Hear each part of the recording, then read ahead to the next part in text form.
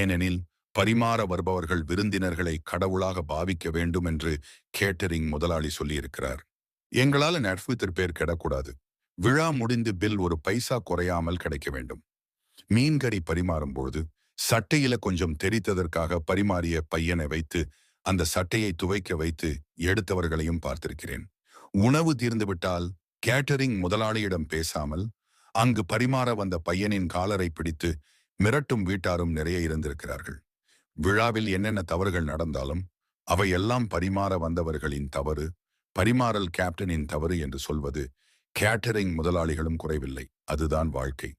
Catering என்பது ஒரு cinema போல என்று நான் புரிந்து கொண்டேன். நாங்கள் பரிமாற வருபவர்கள் திரைக்கு முன் இருப்பவர்கள். முதலாளியும் சமைப்பவர்களும் அனைவரும் பின்னணி கலைஞர்கள். உணவு மோசமாக இருந்தாலோ பற்றாமல் போனாலோ திரைக்கு முன் இருக்கும் பரிமாறுபவர்களே தவறு செய்தவர்கள். அவர்களுக்கு தான் கல்லடியும் திட்டுகளும். அந்த பரிமாறுபவர்கள் சரியில்லை. வீணாக உணவை வாரி பரிமாறி வீணாக்கியதால் தான் கறி பற்றவில்லை. எல்லா முதலாளிகளும் எல்லா வீட்டாரும் இப்படி என்று நான் ஒருபோதும் சொல்லவில்லை. ஆனால் இப்படிப்பட்டவர்கள் இந்த சமூகத்தில் நிறைய இருக்கிறார்கள். சமீபத்தில் என்னுடன் வேலை செய்யும் நண்பன் ஒருவன், நான் கற்ற வேலை, எனக்கு தெரிந்த வேலை, அதை நான் யாருக்கு முன்னாலும் தைரியமாக சொல்லுவேன். அதற்கு எனக்கு எந்த வெட்கமும் இல்லை. எப்படியோ என் வேலை எனக்கு டாப் தான்.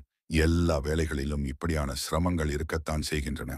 ஆனாலும் எங்களைப் போன்ற பரிமாறுபவர்களின் கஷ்டங்களை பெரும்பாலும் யாரும் அறிந்திருக்க மாட்டார்கள். அதனால்தான் இந்த குறிப்பை எழுதினேன். அன்புடன் ஒரு பரிமாறுபவன் சாய் ப்ரோ. உங்களுடைய சொந்த படைப்புகளை எங்கள் பக்கத்தில் இடம்பெறச் செய்ய இப்போதே இன்பாக்ஸுக்கு மெசேஜ் அனுப்புங்கள்.